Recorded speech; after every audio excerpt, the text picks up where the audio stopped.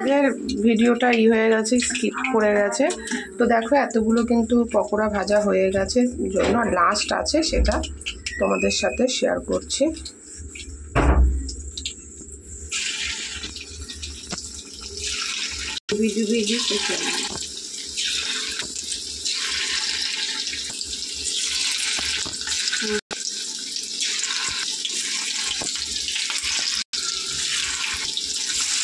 Finally কিন্তু last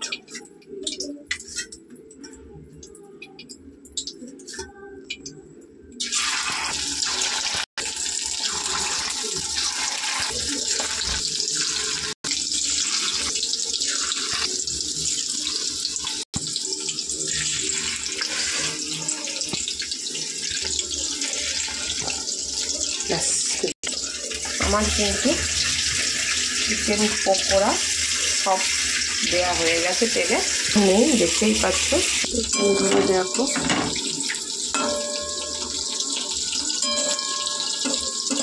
একটা খাবার খেতে যতটা টেস্ট লাগে বা ভালো লাগে, তার পেছনে কিন্তু সময়টাও প্রচুর যায় এবং খাটনিটাও প্রচুর হয়। তো যাই হোক না কেন, কিন্তু এই হচ্ছে সংসার, ছেলে বাচ্চা পরিবার সবার কথা ভাবতে গেলে তোমাদের খাটতেই হবে, এবং তার জন্য তোমাদের সাথেও আমি সুন্দর সুন্দর রেসিপি শেয়ার করতে পারছি, যেটা মা বাবার ঘরে হতো না। মা বাবার ঘরে সব তৈরি জিনিস মুখের সামনে পেতাম। তো কিন্তু 5-6 পিস আমি একটু কড়া ভাজবো, তোমার দাদাভাই যদি এসে খায় সন্ধ্যেবেলায়, তো সেই জন্য। আর বাকি কিন্তু আমি তুলে নেব।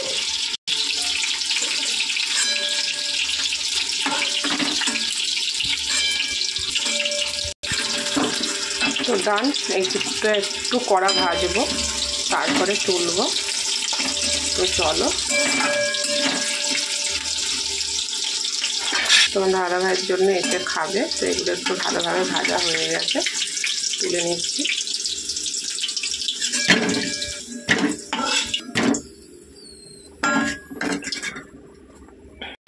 এবারে আমি ফাইনালি কিন্তু রান্নাটা শুরু করব।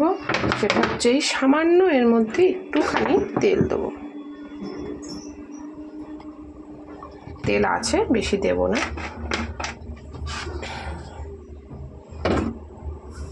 তো তেলটা গরম হোক। তো বন্ধু, তেল গরম হয়ে গেছে। এরকম ডুমো ডুমো করে রাখা ক্যাপসিকাম আর পেঁয়াজটা দিয়ে দেবো।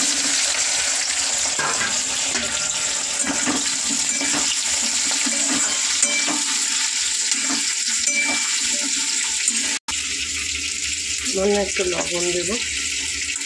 সেখানে জল দেবো, যেটা সেই জলটা কিন্তু গরম হয়ে গেছে। এবার ঢেকে রাখবো। তো মোটামুটি কিন্তু এগুলো 50% ভাজা হয়ে গেছে। তো এর মধ্যে আমি একটু অল্প, বেশি নয়, একবার কিন্তু মানে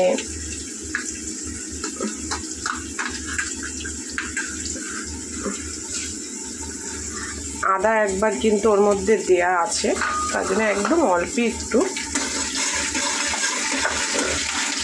জাস্ট দিলাম। মশলা অ্যাড করব, লঙ্কার গুঁড়ো, হলুদ গুঁড়ো, জিরের গুঁড়ো ও গরম মশলা, গোলমরিচ।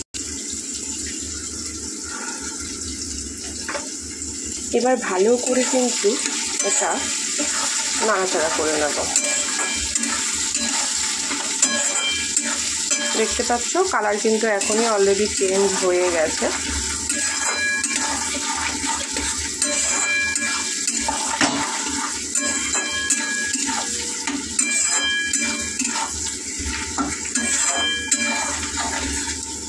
এবারে এটাতে অ্যাড করব গ্রিন চিলি সস,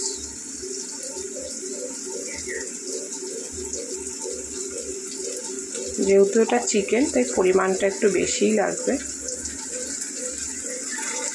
এবারে দেবো সোয়া সস,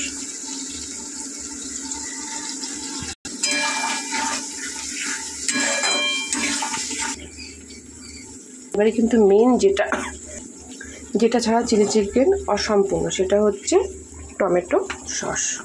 এটাও কিন্তু অনেকটা লাগবে। এটা কিন্তু বেশ অনেকটা পরিমাণেই লাগে, কারণ এটাতেই কিন্তু গ্রেভিটা হয়। চিলি চিকেনের তোমার গ্রেভি হচ্ছে টমেটো সস।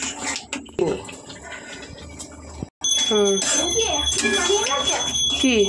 হ্যাঁ, চিনি ছাড়া কিন্তু বন্ধুরা, চিনি যেমন কালার আনে তেমন খেতেও স্বাদ বাড়ায়।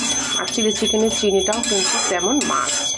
যতই অনেকে আছে চিকেন আমিষ রান্না করা মানে সেখানে চিনি চলে না, কিন্তু সব সময় আমিষ রান্নার সময় যদি আমি তেলে 2-4 ফোঁটা 2-4 দানা আমি যদি চিনি ফেলে দিই তাহলে কিন্তু দারুণ লাগবে খেতে। ভেজে রাখা চিকেনগুলো এর মধ্যে দিয়ে দেবো।